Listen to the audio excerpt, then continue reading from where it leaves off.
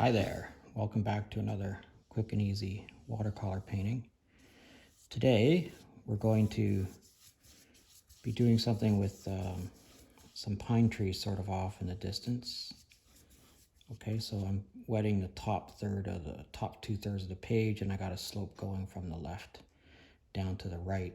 And I'm going to take my wet brush and I'm going to put it into my blue paint, and I'm just going to make a swipe across the page like that.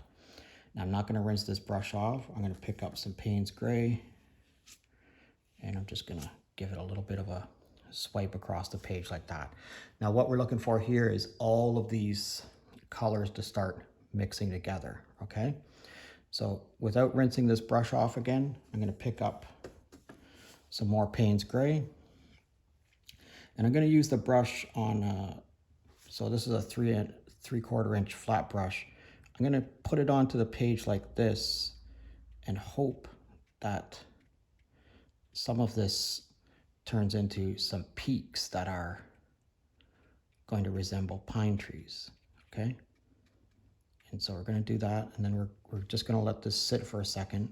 We're going to take this brush, we're going to put it right into the Payne's Gray, and then we're going to come back here. You can see there's more pigment on there. We're going to come back here, and we're going to touch this. Again, we're just trying to get some peaks that are going to look a little bit like pine trees. And you can make them, this is your painting, so you can make it as high, as high or as low as you want. But you can see that first color that we put in there is going to look like pine trees way off in the background, okay? That's what we're going for here. I'm going to vary the height of some of them here. Okay, so we are going to put some yellow ochre on our brush, so we need to clean this off. So just give it a really good swish around there. We're going to pick up a little bit of yellow ochre here, and we're just going to touch this in a few places, okay? Not 30. We're going to touch it in a few places, okay? And we're just going to let that all run together. I'm going to put a little bit more of this color along the bottom here, because typically when trees grow, there's some undergrowth, and that's what it is I'm really kind of looking for here. I'm going to take my yellow ochre now, and I'm just going to make a swoosh going from one side to the other, and maybe a little bit more coming down here. Again, I'm not going to rinse this brush off, because remember what it is, I'm looking for a loose painting style. So I'm going to take this and I'm going to put it into my sienna here, and I'm just going to one stroke across the bottom like that, okay? You see how that all blended together kind of nicely there? And then a stroke across here. Remember, my whole thing is I'm trying to touch the page less. Okay, that's kind of cool how that's going on there. Again, I'm not going to rinse this off. I'm going to touch it into my green. And that's it. I'm just going to leave a couple of spots like that. Okay. This is my #1 round watercolor brush. And you can see I've sharpened one end of it with an X-Acto knife. So I'm going to put some indications of some trees in here, and I'm just going to put in a few, not a whole bunch. And then down here, again, I'm going to do the same thing. Maybe put some brush across here in a few places. Okay, now I'm going to take this brush again, and I'm going to pick up my Payne's Gray. And just like that, we're just going to walk away from this now, okay?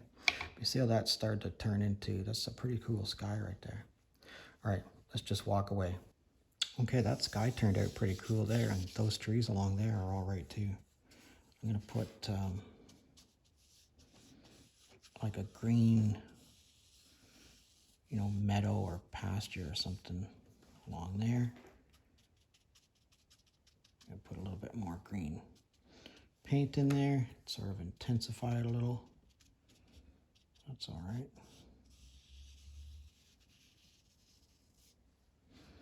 Okay, that's kind of cool. Now I'm going to put a I'm going to take this brush, I'm not going to rinse it out or anything. I'm going to pick up some of this yellow ochre.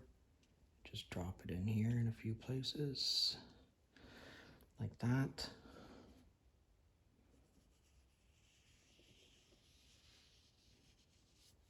Okay, it's not too bad.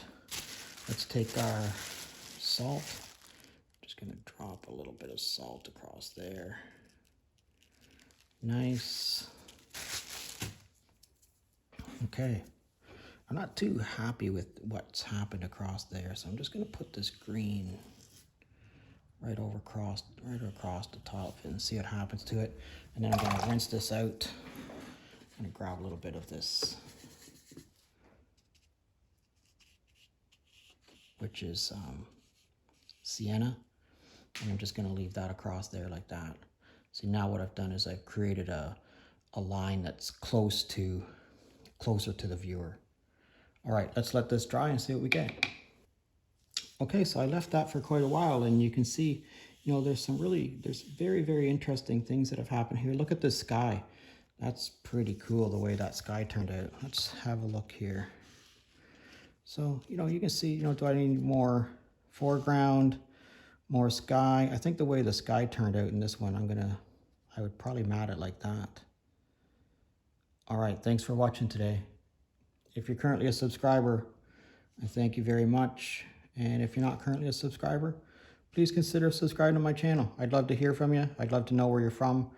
Please drop me a comment and let me know where you're from. I'd really appreciate it. And let me know what you think of this painting. Thanks a lot for watching, and we'll see you again next time.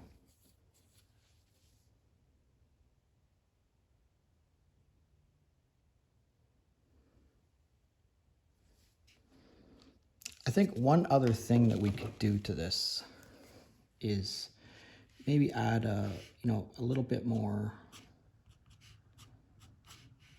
with some pen lines, add some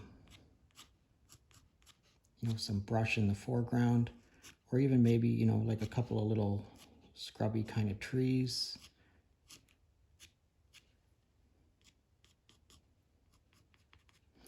Black pen with watercolor works really, really well. All right, let's see what happens when we do that. Put that on there like that. Yeah, it really brings the foreground a little bit closer to the viewer, that's for sure.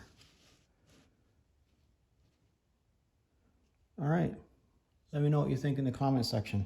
I'd love to hear from you.